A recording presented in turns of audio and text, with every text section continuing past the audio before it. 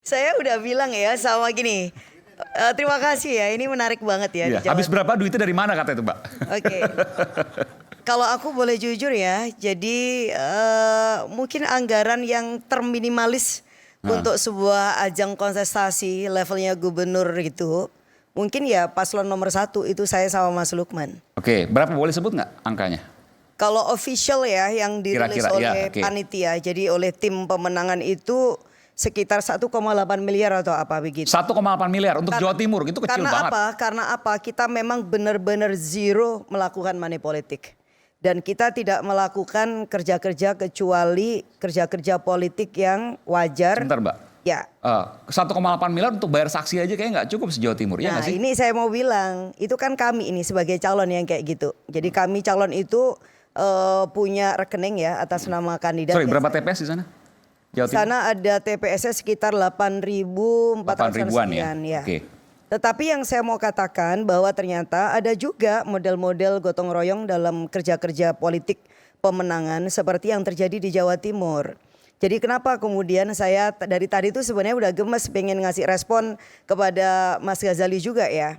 Karena pengalaman kita di Jawa Timur yang pertama pasti tidak ada mahar dong.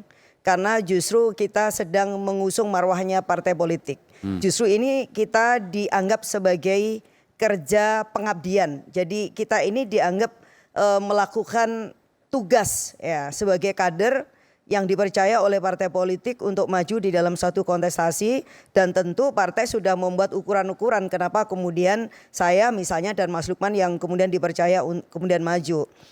Satu hal misalnya ketika saya di Surabaya mau ke KPU gitu ya, ternyata sampai ada senior di partai di Jawa Timur tuh yang bilang, Mbak Lulu terima kasih ya karena Anda telah mewakilin kita dan marwah partai kemudian sudah dijaga. Nah bayangkan kalau kemudian partai aja sampai kemudian terima kasih kepada kadernya kan nggak mungkin kemudian kita yang akan membayar. Kenapa? Karena bentuk bayarannya itu ya totalitas pengabdian itu gitu Bang. Jadi kita sama sekali tidak ada maharnya, itu jelas karena kita kader. Yang kedua justru kita ini kemudian menyaksikan betul bagaimana teman-teman itu melakukan gotong royong. Teman-teman fraksi baik itu di DPR RI sampai DPRD Kabupaten semuanya itu melakukan kerja bakti untuk pemenangan di wilayah dapilnya masing-masing. Nggak pakai uang itu untuk makan siang, jagain segala macam. Nah kalau itu misalkan dikonversi dengan uang ya tentu jauh lebih banyak daripada yang kita sebutkan. Tetapi kan bukan untuk money politik. Misalnya anggota DPR kita di DPR Kabupaten aja, ketika mereka mengumpulkan supporternya ya atau tim sesnya pada saat mereka itu pileg, berarti mereka kan mengeluarkan ongkosnya, ya kan? Tetapi ongkos itu untuk apa? Ya ongkos untuk pertemuan. Tetapi kan itu kemudian bergandeng dengan kerja-kerja elektoral mereka. Jadi pada saat mereka reses, kemudian saat mereka memang turun ke dapil, nah mereka melakukan sapaan kepada kadernya atau kepada konstituennya, dan di situ juga kemudian dilakukan kampanye untuk Pilgub. Itu yang saya bilang ini hal yang sangat menarik.